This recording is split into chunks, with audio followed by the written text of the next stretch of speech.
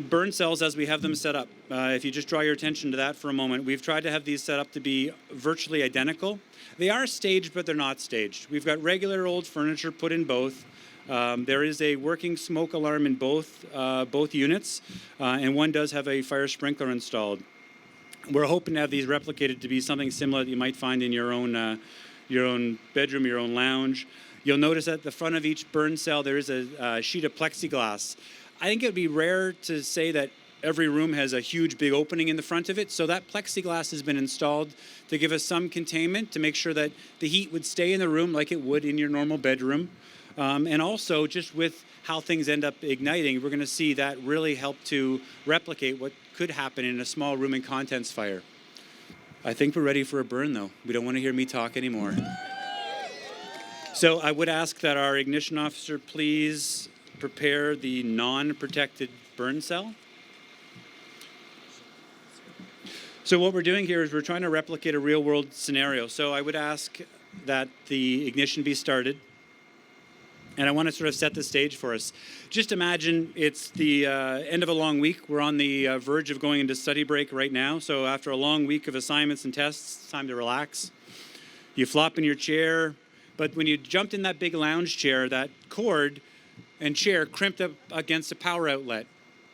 It's a simple thing that could happen quite easily. So you flop in that chair to relax. That chair causes a problem. We've now got a smoke alarm activation pretty quickly, which is wonderful to be able to hear and see.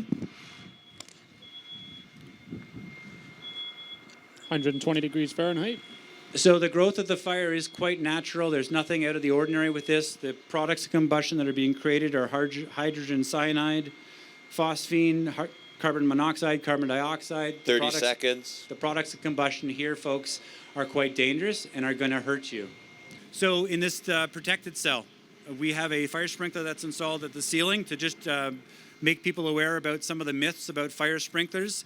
They could be something as aesthetically pleasing, or as simple as a concealed sprinkler head, or something as simple as a small pendant-style sprinkler head like this. They're individually temperature activated, so it's not like the entire house's sprinkler system would operate, nor the entire school's wing of a building operate. And now we have a fire sprinkler operate. Now, as we see this, the fire sprinkler water is being dispensed across the ceiling. We're having immediate cooling to the ceiling area. So what just happened is flashover. I'm going to ask our pre-service students, please extinguish this fire. Now, the tactics that they're using would be typical for any other fire department in the world, for that matter. The typical response time for an area fire department is somewhere in the range of 7 to 10 minutes. So if I was hearing that timer correctly, we had a complete flashover in just under 2 minutes.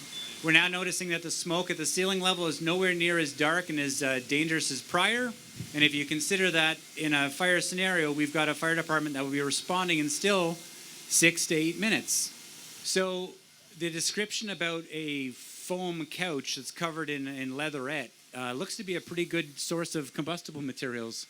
And while there's a sprinkler head above it, discharging water that's approximately 30 to 40 gallons a minute, we've got good containment, but it's still operating. If you can think of the growth and the speed of this fire as it happened, the fire department hasn't had a chance to actually leave their station, likely, before the time that this room is flashed over.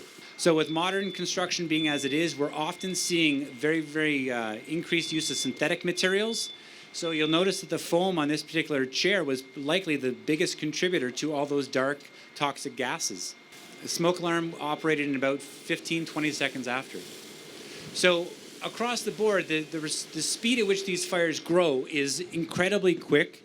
It's surprising for me yet again, because that one with wind conditions which might not have been favorable worked out to be one of the fastest live burns that I've seen for quite some time. So a smoke alarm activation from what I roughly heard was about 20 seconds. And then this happened so fast, I really didn't even get a chance to go through most of my notes, which is typical. So the speed of the fire from inception to smoke alarm activation is roughly 20 seconds, and it flashed in less than 2 minutes.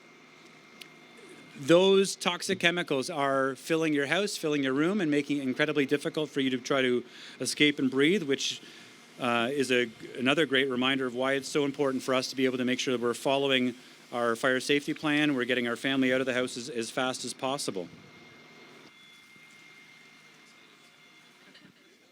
Now, for the compare and contrast of one versus another, the fire hose would normally be able to discharge around 250 gallons a minute. The fire sprinkler that we had installed here is maybe about 30 gallons a minute, about 25 or 30 gallons a minute. Okay, thank you, Scott. That was very fast, as he has mentioned. So usually in a typical home fire, you may have as little as 1 to 2 minutes to escape safely from the time the smoke alarm sounds. Escape planning and practice can help you make the most of your time, giving everyone enough time to get out. This year's Fire Prevention Week campaign is Not Every Hero Wears a Cape, Plan and Practice Your Escape.